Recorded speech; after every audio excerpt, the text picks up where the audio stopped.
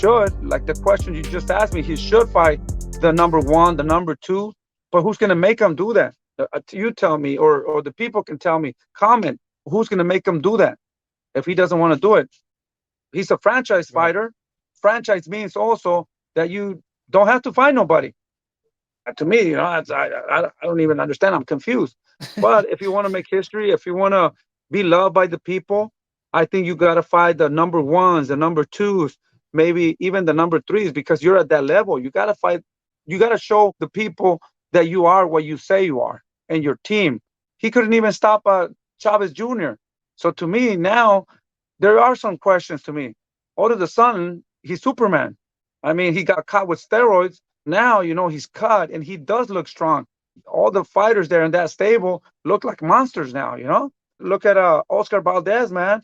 He looked strong, man. He looked really like an animal. I was impressed. But something's happening there, I don't know. He did fail 2 drug tests in the past, so you never know. And the WBC they increased the computer roll limit. So let me go back to what I was saying. He generates a lot of money, right? So a little flap, Don't do it again. I mean, with steroids or without steroids, I think David's going to give the fans a good fight, and he is going to have problems. I'm not saying that we're going to beat him. We're going to try to beat him. I got to give him my respects too. He's strong. He's very disciplined. But at the same time, with steroids or without steroids, we are going to give the people a good fight.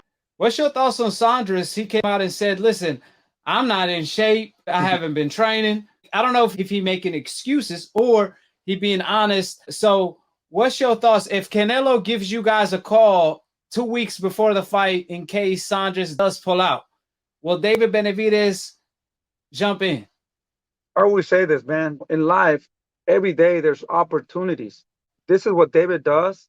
Now he's staying disciplined. You guys seen it. We showed you guys. He wants those big fights. In order for him to get those big fights, they are going to come because these guys like to call the people when they're not ready or give you like 2 weeks, a week notice or whatever, We are going to train. We're going to stay focused. And if they give us a week notice, if they give me a 24-hour notice, we'll take that fight because I know we're going to be ready. Anything can happen. And in my mind, I always think these guys could get injured. Somebody could get injured. They're going to have to replace somebody. Who are they going to replace? Now that people want to see good fights, they're not going to just take anybody. So they are going to try to take us, say, okay, you wanted the fight? Okay, you have it. And then if we're not ready, they're going to say, oh, I thought you wanted to fight. I thought you had balls. So you know what? We are ready. 100% we're going to be ready. That's a big statement.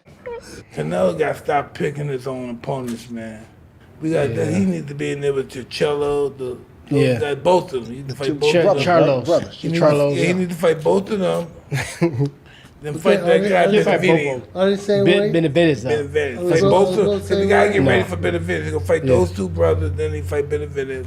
Man, if I was him, I'd be fighting 4 times a day. Yeah, but he did good his last fight, but the guy he fought with like soft. I want to see him fight one of those guys. David Benevidez is pretty good. Ooh, the tall guy, right? Yeah, I like him, but I just think that he's good. I do. I love him. But I think Canelo's too elusive for him. What you think about fighting Charlo? Huh? I think that'd be a good fight too. I think he's too strong, but I think that'd be a good fight. He's a bit bigger than Charlo. He's too strong. This guy's a fucking ox, like that wall. Yeah. It's gonna be hard to beat him in the middle. You gotta fight 168 with him. 68, yeah. But that other guy, Benavidez, he's entertaining. He's good. He's for entertaining. Real. Yeah. Strong, boom, boom, boom. I watched him even when he was like younger, 16. He's tough. Up. Yeah, he's tough. always been good. I like to see that. I want to see him fight one of the Charlos. The Charlos, that'd be good too. They should all get together and Yeah, nobody should be apprehensive. This you guys be friends. You should fight each other. That's what friends do. They help each other to get money. You know what I'm saying? 60-40 and 70-30 splits. Say what? They're doing 60-40 and 70-30 splits. Who? A lot of these fighters, they're No, not no, What no. at the fighters is the promoters is Listen, I don't use promoters. How did you choose Lomachenko? Because I did not choose him. He requested, Canelo requested. So we sent out a vote and we analyzed his history. Ooh, Canelo and Lomachenko requested? Absolutely. Ooh, you just made headlines. Lomachenko, You just made headlines. Lomachenko, top rank, requested. And Let me tell you, we analyzed the request. Top of the top. Define the franchise belt. Can you define it? The franchise is not a belt, it's not a championship, it's a designation given to elite, unique fighters who carry the industry of the sport of boxing. Canelo Alvarez and Lomachenko are two sensational fighters who carry the industry.